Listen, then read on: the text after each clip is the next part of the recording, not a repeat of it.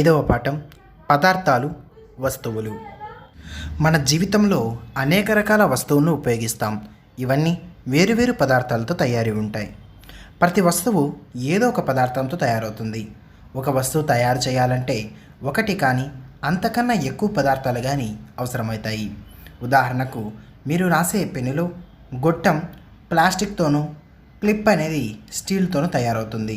కొన్ని వస్తువులు ఒకే పదార్థంతో తయారైతే మరికొన్ని వస్తువులు ఒకటి కన్నా ఎక్కువ పదార్థాలతో తయారవుతాయి. ఒక వస్తువు రంగు దాని నుంచి విడుదలయ్యే కాంతి రంగు పైన ఆధారపడి ఉంటుంది. ఒక వస్తువు నుంచి విడుదలయ్యే కాంతిని బట్టి ఆ వస్తువు యొక్క రంగును మనం చూడగలుగుతాం. ఒక వస్తువు తేలడం లేదా మునగడం అనేది వస్తువుల సాంద్రతతో పాటు మాధ్యమం సాంద్రతంపై కూడా ఆధారపడి ఉంటుంది.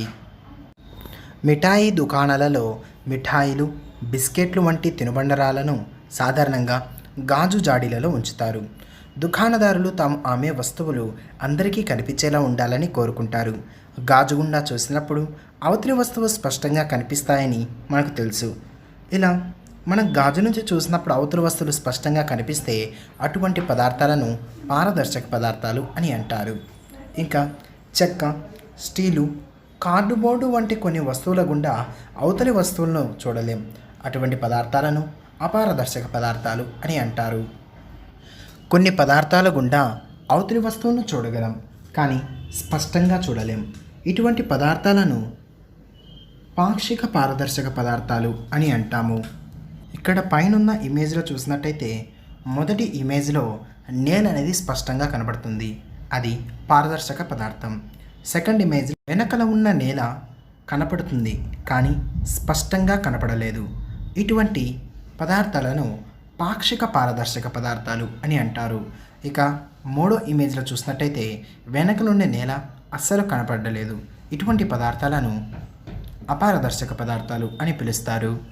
కొన్ని వస్తువులు ఒకే పదార్థంతో తయారైతే మరికొన్ని వస్తువులు ఒకటి కన్నా ఎక్కువ పదార్థాలతో తయారవుతాయి. ఉదాహరణకి మనం ఒక డోర్ని తీసుకుంటే ఈ డోర్ అనేది చెక్కతో మాత్రమే తయారవుతుంది. ఇక సైకిల్ని చూసుకుంటే సైకిల్ అనేది ప్లాస్టిక్, రబ్బర్, ఇనుము లాంటి వస్తువులతో తయారవుతుంది. ఒక వస్తువు నుంచి విడుదలయ్యే కాంతిని బట్టి ఆ వస్తువు యొక్క రంగును మనం చూడగలుగుతాం. ఒక పారదర్శక పదార్థం గుండా ఏ కాంతి కిరణం ప్రయాణిస్తుందో అదే ఇంకో కాంతి కిరణం బయటికి వస్తుంది. నీటి సాంద్రత 1 గ్రామ్ పర్ మిల్లీలీటర్.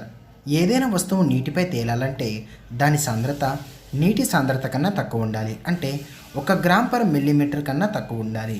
మంచుగిడ్డ స్ఫటికాకృతిలో ఉన్నప్పటికీ దాని యొక్క సాంద్రత నీటి సాంద్రత కన్నా తక్కువగా ఉండడం వల్ల ఈ యొక్క మంచుగడ్డ అనేది నీటిపై తేలుతుంది. నీటి యొక్క సాంద్రత 1 గ్రామ్ పర్ మిల్లీలీటర్.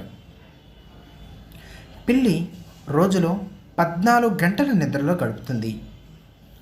ఎడారి ఆవాసాల్లో నివసించే ఎలుకలు నీళ్లు తాగకుండా ఒంటెల కన్నా ఎక్కువ కాలం ఉండగలుగుతాయి.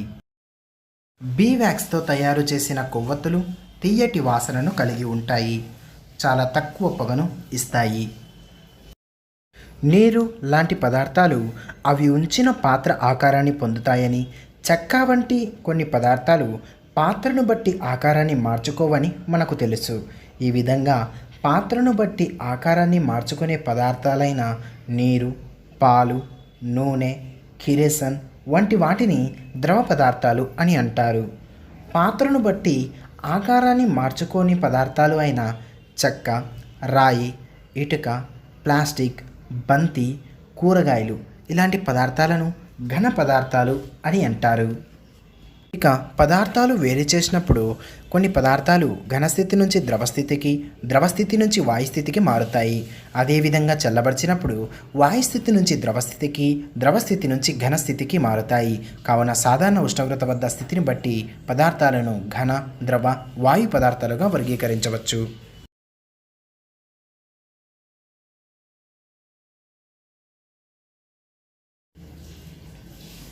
క్యాండిల్ అనే పదం క్యాండేర్ అనే లాటిన్ భాషా పదం నుంచి ఏర్పడింది. క్యాండేర్ అంటే మెరుపు అని అర్థం. క్యాండేర్ అనేది లాటిన్ భాషా పదం. కొన్ని వస్తువులు ఒక ఆకారంలో ఉన్నప్పుడు నీటిలో తేలుతాయి, కానీ వాటి ఆకారం మారినప్పుడు నీటిలో మునిగిపోతాయి. నీటిలో మునిగే స్వభావం ఉన్న వస్తువులను తేలేటట్లు చేయవచ్చు, కానీ నీటిలో తేలే వస్తువులన్నింటినీ మునిగేటట్టు చేయలేం. ఒక పారదర్శక పదార్థం గుండా ఏ కాంతి కిరణం ప్రయాణిస్తుందో అదే రంగు కాంతి కిరణం బయటికి వస్తుంది. మనం దీని గురించి మొదట్లోనే చెప్పుకున్నాం. ఒక పిల్లి రోజులో దాదాపు 14 గంటలు నిద్రలో గడుపుతుంది. ఆరో పాఠం ఆవాసం. షార్క్ చేప నోటిలో దాదాపు 4000 దంతాలు ఉంటాయి. ప్రతి దంతం 3 మిల్లీమీటర్ల పొడవు ఉంటుంది. ఒక జీవి అవసరాలని తీర్చే పరిశ్రమే ఆ జీవి యొక్క ఆవాసం అవుతుంది. ఉదాహరణకు కొలను మంచినీటి రొయ్యల ఆవాసం. చేప కూడా ఆ కొలనులో నివసిస్తుంది, కాబట్టి కొలనులు చేపలకు కూడా ఆవాసాలే. చెట్లపైన గూడు కడుతుంది కాకి, కాబట్టి చెట్టు కాకికి ఆవాసం. మనం తరచుగా గేదెల చర్మంపై కొన్ని కీటకాలను చూస్తుంటాం, కాబట్టి గేదె చర్మం కూడా ఆ కీటకాల ఆవాసం అవుతుంది. ఒక ప్రదేశం రకరకాల జీవులకు ఆవాసంగా ఉన్నప్పుడు ప్రత్యేకంగా ఒక రకమైన మొక్కకో జంతువుకో మాత్రమే ఆవాసం అని చెప్పలేము. అదే విధంగా ప్రతి జీవి అవసరాలను విడివిడిగా అధ్యయనం చేయడం ద్వారా కూడా కష్టమే, కాబట్టి జీవుల సమూహాల ఆధారంగా వాటి ఆవాసాలను అధ్యయనం చేస్తాము. ఆల్పైన్ పర్వత ఆవాసాలు ప్రపంచంలోనే ఎత్తైన పర్వత ఆవాసాలు. చెట్లపైన, మన ఇండ్లల్లో, చెరువులలో, మన వెంట్రుకలలో, వర్షపు నీటిలో నిండిన నీటి గుంటలలో మరియు వివిధ ప్రదేశాల్లో రకరకాల జంతువులు నివసించడం మనం చూస్తూ ఉంటాం. స్థల వైశాల్యం పెరిగితే జీవుల సంఖ్య కూడా పెరుగుతుంది. ఉదాహరణకి మన తల వెంట్రుకలలో ఉండే జీవుల కంటే ఎక్కువ జీవులు మన ఇండ్లల్లో ఉంటాయి. అదేవిధంగా మన ఇంట్లో నివసించే జీవుల కంటే కొలనులో ఎక్కువగాను, కొలను కంటే నదులలో ఎక్కువగాను, సముద్రాల్లో ఇంకా ఎక్కువగాను జీవులు ఉంటాయి. ఇక్కడ వైశాల్యం ఎక్కువగా ఉంటే జీవుల సంఖ్య కూడా ఎక్కువగా ఉండడం మనం గమనిస్తాం. కొలనులో అనేక రకాల జీవులు ఉంటాయి. వీటిని అధ్యయనం చేయడానికి కొలనులో వివిధ రకాల ప్రాంతాల్లో నివసించే జీవుల సముదాయాల్ని ఒకసారి పరిశీలిద్దాం. కొలనులో లభించే ఆహార పదార్థాలు, గాలి, సూర్యరశ్మి ఆధారంగా కొలనులో వివిధ రకాల జీవులు వివిధ ప్రాంతాల్లో నివసిస్తూ ఉంటాయి. ఉదాహరణకి తూనీగ, మేఫ్లై, లకుముకి పుట్ట, నీటి కాకుల్లాంటి పక్షులు కొలను నీటి ఉపరితలం పైన ఎగురుతూ కనిపిస్తాయి. ఇవి ఒక్కొక్కసారి నీటి కొలనులో పాతి ఉన్న వెదురు కర్రలు, నీళ్ళలోంచి పైకి చొచ్చుకొచ్చిన కర్రల మీద ఇవి వాలుతాయి. అక్కడి నుంచి ఆహారాన్ని సేకరించుకుంటాయి. నీటి ఉపరితలం పైన తునిగ, మేఫ్లై, లకుముకి పిట్ట, నీటి కాకి లాంటి పక్షులు తిరుగుతూ ఉంటాయి. నత్తలు, తిరుగుడు పురుగు మరియు గుంట గురుగు వంటి జీవులు నీటి ఉపరితలంపై నివసిస్తాయి. తూనీగ, మేఫ్లై, డింబకాలు నీటి ఉపరితలంపై తేలుతూ కనిపిస్తాయి. అంతర తామర, బుడగ తామర వంటి మొక్కలు పూర్తిగా నీటి ఉపరితలంపై తేలియాడుతూ ఉంటాయి. వీటి వేర్లు మాత్రం నీటిలో తేలియాడుతున్నట్లు కనిపించినప్పటికీ వాటి వేళ్ళు కొలను అడుగు భాగాన నీళ్ళలో విస్తరించి ఉంటాయి. నీటి ఉపరితలంపై నివసించే జీవులకు తక్కువ రక్షణ ఉండడం చేత వాటిని ఇతర జీవులు తినే అవకాశం ఎక్కువ. అయినప్పటికీ ఈ జీవులకు ఎక్కువ మొత్తంలో గాలి, ఆహార పదార్థాలు లభిస్తాయి. అందుచేతనే చేపలు తరచుగా ఆహారం కోసం నీటి ఉపరితలంపైకి వస్తూ ఉంటాయి. నీటి బొద్దింకలు, జలగ, దోమ డింబకాలు ఉపరితలానికి లోపల కానీ కొలను మధ్య ప్రాంతంలో కానీ కనబడతాయి. చేపలు, పీతలు కూడా ఈ ప్రాంతంలో నివసిస్తూ ఉంటాయి. కొలను యొక్క అంచుల్లో వివిధ రకాల గడ్డి జాతులు, కప్పలు, పీతలు మొదలైనవి ఉంటాయి. చేపలు ఈ ప్రాంతంలోనే గుడ్లు పెడతాయి. కొలను అడుగున హైడిల్ల లాంటి మొక్కలు, అల్చిప్పలు, చదును పురుగులు, మ్యాగెట్ అంటే కీటకాల డింబకాలు కనపడుతుంటాయి. ఈ ప్రాంతంలో కాంతి తక్కువగా ఉంటుంది, కానీ చనిపోయి కుళ్ళిపోయిన పదార్థాలు ఆహారంగా ఎక్కువ మొత్తంలో ఈ ప్రాంతంలో దొరుకుతాయి. ఏ కొలనులోనైనా జంతువులను, మొక్కలను చూస్తాం. నీటిలో ఉండే మొక్కలను నీటి మొక్కలని, నీటిలో ఉండే జంతువులను జలచరాలు అని అంటారు. వీటి ఆవాసాన్ని జలావాసం అని అంటారు. భూమిపైన అనేక జలావాసాలు ఉన్నాయి. చెరువులు, గుంటలు, కొలనులు, వర్షపు నీటి గుంటలు, తోటలో గుంటలు, ఇలా చిన్న చిన్న నీటి ఆవాసాలతో పాటుగా పెద్ద పెద్ద నీటి ఆవాసాలు అయిన ఉప్పునీటి సరస్సులు, నదులు, సముద్రాలు కూడా ఉన్నాయి. సముద్ర గర్భంలో మైళ్ళ కొద్దీ వ్యాపించి ఉన్న కోరల్ రీఫ్ అనేది కూడా ఒక జలావాసమే. కుంటలు, చెరువులు, కాలువలు, నదులు, సముద్రాలు ఇవన్నీ కూడా జలావాసాలే. మొక్కలు, జంతువులు కూడా మన ఆవాసంలో మనతో పాటు భాగం పంచుకుంటాయి. వాటికి కూడా మనలాగే జీవించే హక్కు ఉంటుంది. మనం వాటి ఆవాసాలన్నింటినీ రోజు రోజుకు ఆక్రమించేస్తున్నాం. ఒక చెట్టును నరికేసామనుకో, దాని మీద ఉన్న గూడు పోతుంది. అప్పుడు పక్షులు ప్రమాదంలో పడిపోతాయి.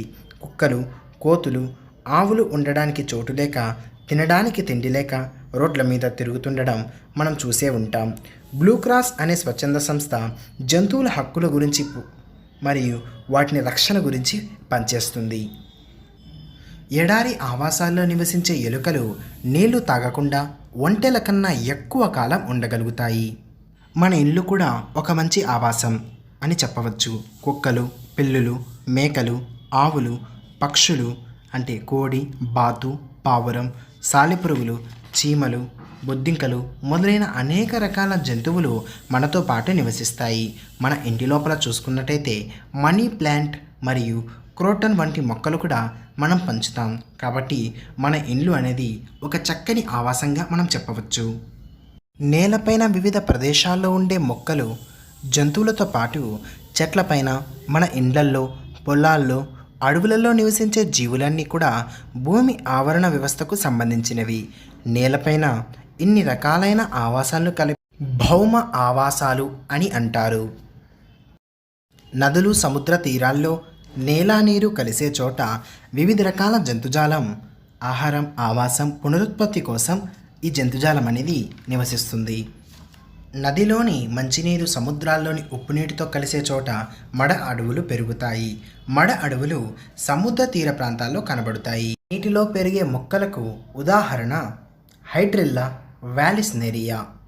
కోస్తా ప్రాంతంలో పెరిగే మొక్కలు తెలంగాణ, రాయలసీమ ప్రాంతాల్లో పెరిగే మొక్కలు వేరువేరుగా ఉంటాయి. మడ అడవులు సముద్ర తీర ప్రాంతాలలో కోస్తా జిల్లాల్లో మాత్రమే కనబడతాయి. ద్రాక్ష తోటలను తెలంగాణ ప్రాంతంలో పెంచుతారు. అలాగే అన్ని ప్రాంతాల్లోనూ ఒకే రకమైన చెట్లు కూడా కనిపిస్తాయి. బ్రహ్మజముడు, తుమ్మ, కలబంద వంటి మొక్కలకు మిరప, మల్లె మొక్కల కంటే తక్కువ నీరు అవసరమవుతుంది. వీటిని ఎడారి మొక్కలు అని పిలుస్తారు. సవాన్నా గడ్డి భూములు ఆవాసాల్లో చెట్లకు బదులుగా దట్టమైన గడ్డి విస్తరించి ఉంటుంది. మీకు తెలుసా, రకరకాల పక్షులు చాలా దూర ప్రాంతాల నుంచి మన రాష్ట్రంలో ఉన్న కొల్లేరు, పులికాట్ సరస్సులకు వస్తుంటాయి. అక్టోబరు నుంచి మార్చి నెల వరకు ఆ ప్రాంతంలో పెలికాన్ పక్షులు కనబడుతుంటాయి. కర్నూలు జిల్లాలో బట్టమేక పిట్ట అనే పక్షి చాలా దూరం నుంచి ఎగురుతూ వస్తుంది. ప్రత్యుత్పత్తికి అనుకూలంగా ఉండే ప్రదేశాలను వెతుకుతూ చాలా దూరం నుంచి పక్షులు ఎగురుతూ వస్తుంటాయి.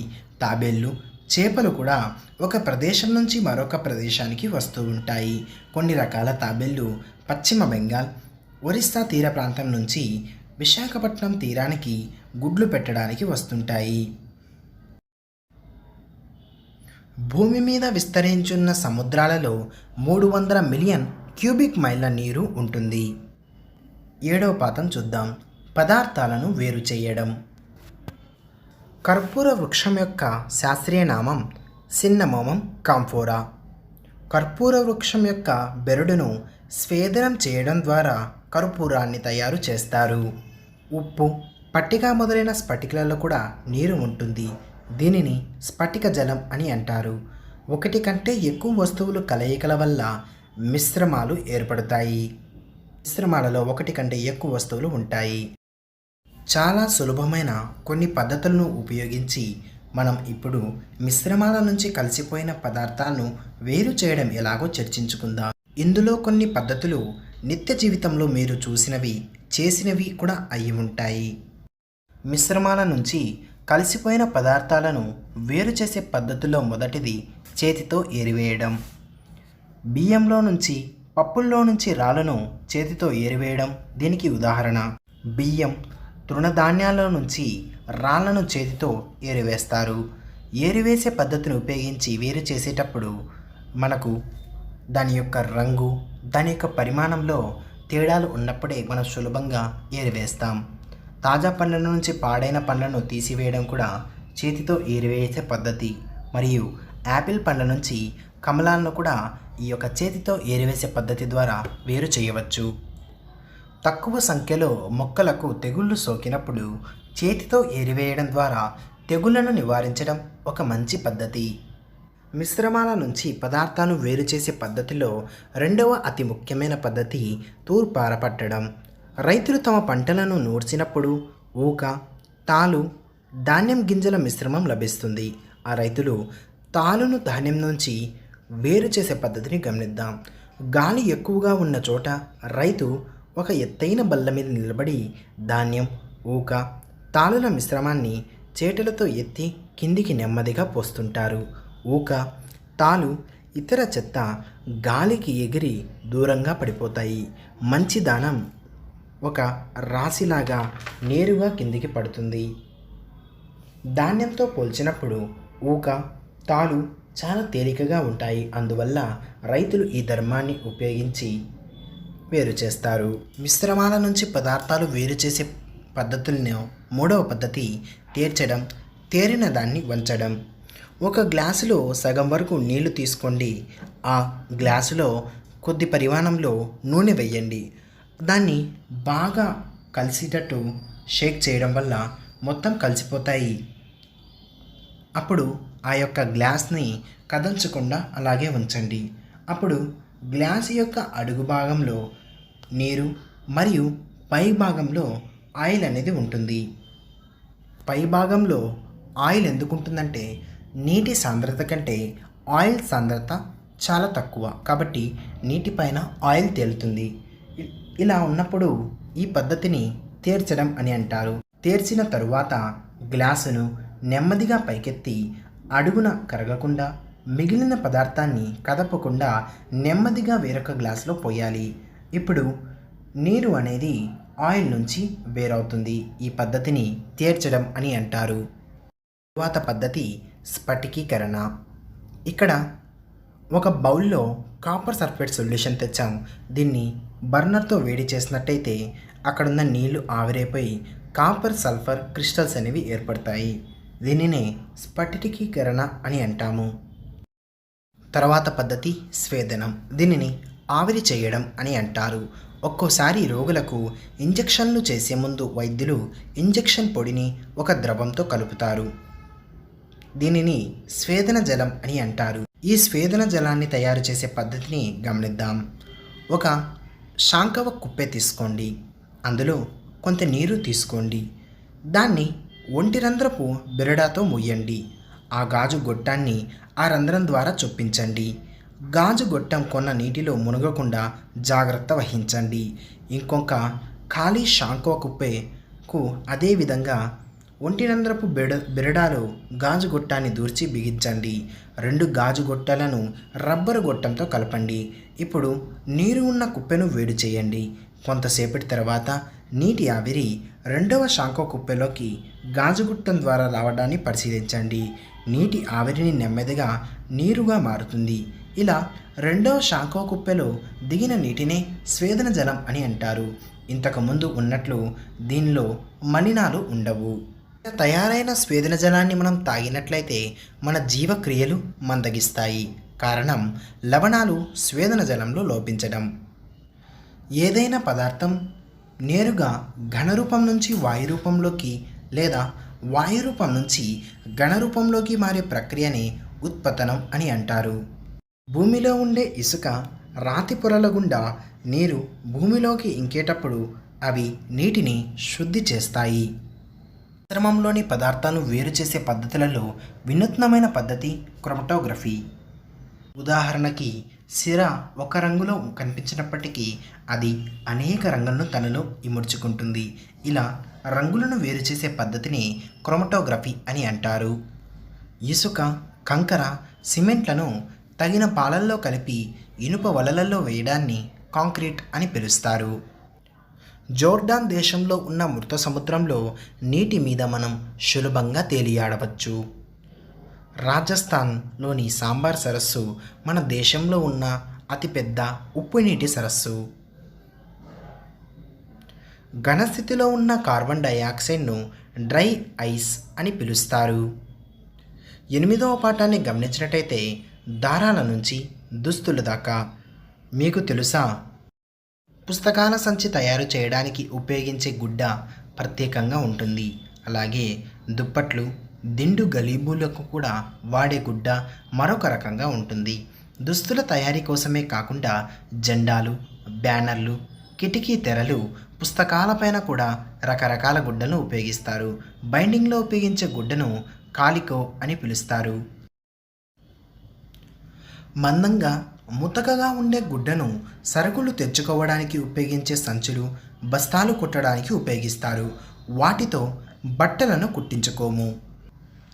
పాలిస్టర్ గుడ్డ కన్నా నూలు గుడ్డ మందంగా ఉంటుంది. నూలు గుడ్డలు ముతకగా, బరువుగా ఉంటాయి. ఉతికిన తరువాత నూలు బట్టలు ముడతలు పడతాయి, కుంచుకుపోతాయి. సహజ దారాలు పత్తి, జనుము, ఉన్ని, పట్టు. పట్టు బట్టలను తాకితే సన్నగా, నునుపుగా, జారే స్వభావాన్ని కలిగి ఉంటుంది. జనపనార గట్టిగా, గరుకుగా ఉంటుంది. నూలు వస్త్రాలు నునుపుగా ఉన్నప్పటికీ ముతకగా, మందంగా ఉంటాయి. ఉన్ని బట్టలను తాకితే గరుకుగా ఉంటాయి. ఉన్ని బట్టలు బరువుగా కూడా ఉంటాయి. పట్టు పరిశ్రమలో కర్బన దారాలు సరికొత్త ఆవిష్కరణ. పట్టు పురుగుల నుంచి పట్టు తీసినట్లుగా సాలె పురుగుల నుంచి కూడా పట్టును తీయడానికి శాస్త్రవేత్తలు కృషి చేస్తున్నారు. ప్రపంచంలో ఎక్కువగా వినియోగించే ఉన్ని వస్త్రాల తయారీకి గొర్రెల ఉన్నినే ఉపయోగిస్తున్నారు. బట్టల నేతలో ఉపయోగించే దారాలు 2 వరుసలలో ఉంటాయి. ఒకటి నిలువు వరుస, రెండవది అడ్డు వరుస. నిలువు వరుసని పడుగు అని, అడ్డు వరుసని పేక అని అంటారు. ఇలా పడుగు, పేక అనే 2 వరుసల దారాలను కలిపి వస్త్రాలు తయారు చేయడాన్ని నేత వేయడం అని అంటారు. ప్రస్తుతం యంత్రాలను ఉపయోగించి నేత వేయడం ద్వారా వస్త్రాలను పెద్ద ఎత్తున తయారు చేస్తున్నారు. విద్యుత్ సహాయంతో నడిచే నేత యంత్రాలను మరమగ్గాలు అని అంటారు. ఇళ్లల్లో ఏర్పాటు చేసుకొని చేతితో చేయడానికి వీలుగా ఉపయోగించే వాటిని చేనేత మగ్గాలు అని అంటారు. కొబ్బరి ఆకులను, ఈతాకులను చాపలు అల్లడానికి ఉపయోగిస్తారు. మొక్కలు, జంతువుల నుంచి తయారయ్యే దారాలను సహజమైన దారాలు అని అంటారు. రసాయన పదార్థాలతో తయారు అయిన దారాలను కృత్రిమ దారాలు అని పిలుస్తారు. కృత్రిమ దారాలని కాలిస్తే ఘాటైన వాసన వస్తుంది. కృత్రిమ దారాలకు సింథటిక్ దారాలు అని కూడా అంటారు. మీకు తెలుసా, ఆదిమ మానవులు చెట్ల ఆకులు, బెరడు, జంతువుల చర్మాలను దుస్తులుగా ధరించేవారు. పూర్వకాలంలో లోహాలతో కూడా దుస్తులు తయారు చేసేవారు. యుద్ధంలో పాల్గొన్న సైనికులు ఇనుము లాంటి లోహాలతో తయారైన తొడుగులను ధరించేవారు. ఇలాంటి దుస్తులను చారిత్రక వస్తు ప్రదర్శనశాలలోనూ, టెలివిజన్ కార్యక్రమాలను మీరు చూడవచ్చు. పత్తి మనకు పత్తి కాయల నుండి వస్తుంది. పత్తి సాధారణంగా నల్లరేగడి నేలలో పండుతుంది. మన రాష్ట్రంలో గుంటూరు, ప్రకాశం జిల్లాల్లో పత్తి విస్తారంగా పండుతుంది. కొంచెం దూదిని తీసుకొని దానిని మైక్రోస్కోప్ కింద ఉంచి పరిశీలిస్తే సన్నటి వెంట్రుకల వంటి వాటిని చూడవచ్చు. ఆ వెంట్రుకలను పత్తి దారాలు లేదా పత్తి పీచు దారాలు అని పిలుస్తారు. పత్తి నుండి దూదిని, గింజలను వేరు చేస్తారు.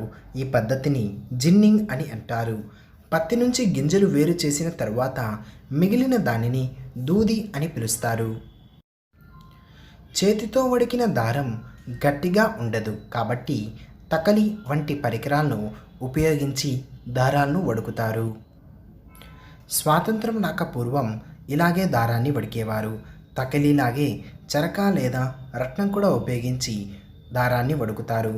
ఇలా దూది పీచును ఉపయోగించి నూలు దారాలు తయారు చేయడాన్ని వడకడం అని అంటారు. స్వతంత్రోద్యమ కాలంలో జాతిపిత మహాత్మా గాంధీ స్వయంగా ఇళ్లల్లో నేత మగ్గాలతో నేసిన బట్టలే ధరించాలని ఇచ్చిన పిలుపుతో ప్రజలంతా నూలు బట్టలు ధరించడం మొదలుపెట్టారు. స్వదేశీ ఉద్యమంలో భాగంగా విదేశీ వస్తువులను దుస్తులు తగలబెట్టి దేశభక్తిని చాటుకున్నారు. రకరకాల వ్యవసాయ ఉత్పత్తులు నిల్వ చేయడానికి, రవాణా చేయడానికి ఎక్కువగా ఉపయోగించే గోనె సంచులను మందంగా ఉండే జనపనారతో తయారు చేస్తారు. ఇవి బరువైన వస్తువులను రవాణా చేయడానికి చాలా అనువుగా ఉంటాయి. పత్తిలాగే జనపనార కూడా నేయడానికి ఉపయోగపడుతుంది. దీనిని బంగారు దారం అని కూడా అంటారు. అయితే జనపనార దారాలు పత్తి దారాల్లా ఉండవు. ఇవి గట్టిగా గరుకుగా ఉంటాయి. అందువల్ల బట్టలు నేయడానికి ఉపయోగపడవు. జనుము దారాలను జనుప మొక్కల కాండం నుంచి తయారు చేస్తారు. పూతకు వచ్చిన జనుపు మొక్కలు కోసి నీటిలో కొన్ని రోజుల పాటు నానబెడతారు. ఇలా నానడం వల్ల కాండం మీద ఉండే బెరడు చీకిపోతుంది. దీనిని వేరు చేస్తారు. దీనిని జనపనార అంటారు. దీనిని యంత్రాల్లో దువ్వి కడిగి శుభ్రం చేస్తారు. ఇలా తయారైన జనపనార దారాలను గోనె సంచులు తయారు చేస్తారు. పత్తి, జనుముతో పాటు గోంగూర, వెదురు మొక్కల నుండి కూడా దారాలు తయారు చేస్తారు. గోగు నారతో చాగమట్ట అంటే కిత్తనారతో పాటు తాళ్ళను పెనుతారు. మన వస్త్ర పరిశ్రమలు ఎక్కువగా ఉపయోగించే పాలిస్టర్ దారాలను పెట్రోలియం నుంచి తయారు చేస్తారు. మియోషి ఒకమోటో అను శాస్త్రవేత్త 1970లో మొట్టమొదటి సూక్ష్మ దారం మైక్రోఫైబర్ను తయారు చేశాడు. వాల్డో ఎల్ సీమన్ అనే శాస్త్రవేత్త ఫ్లెక్సీల తయారీలో ఉపయోగించి పాలీవినైల్ క్లోరైడ్ను కనుగొన్నాడు. 1823వ సంవత్సరంలో చార్లెస్ మెకింతోష్ అనే స్కాటిష్ శాస్త్రవేత్త వర్షానికి తడవని బట్టలను తయారు చేశాడు. కర్రగుజ్జుకు రసాయనాలను కలిపి రేయాన్ దారాలను తయారు చేస్తారు. మన రాష్ట్రంలో శ్రీకాకుళం, విజయనగరం, విశాఖపట్నం జిల్లాల్లో విస్తారంగా జనపనారను పండిస్తారు.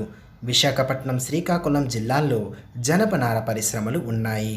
తిరుపతి శ్రీ ప్రజ్ఞ డిఎస్సి మనం ప్రతిరోజు కూడా కండక్ట్ చేసే డైలీ ఎగ్జామ్స్, వీక్లీ గ్రాండ్ టెస్ట్లు మరియు కోటపాటి హరిబాబు గారిచే ఆన్లైన్ సైకాలజీ క్లాసులు అన్నీ కూడా మనం అప్లోడ్ చేయడం జరిగింది. మీరు కూడా ఇప్పటి నుంచి అప్లోడ్ చేసే ప్రతి అంశాన్ని కూడా వెంటనే మీరు అలర్ట్ రూపంలో పొందాలంటే మన ఛానల్ని సబ్స్క్రైబ్ చేసి ఆ పక్కనే ఉన్న బెల్ ఐకాన్ని ట్యాప్ చేయండి. అప్పుడే మనం అప్లోడ్ చేసిన వీడియో అనేది మీకు వెంటనే నోటిఫికేషన్ రూపంలో వస్తుంది. ఇంకా మన ఛానల్ని సబ్స్క్రైబ్ చేసుకొని వాళ్ళు ఇప్పుడే సబ్స్క్రైబ్ చేసుకోండి. ఈ వీడియోని మీ ఫ్రెండ్స్కి షేర్ చేయండి. అప్పుడే ఎక్కువ మందికి రీచ్ అవుతుంది. ఇంకా త్వరలో బయాలజీకి సంబంధించి పార్ట్ 3 వీడియో అనేది అప్లోడ్ చేస్తాం. Stay tuned us. Thank you.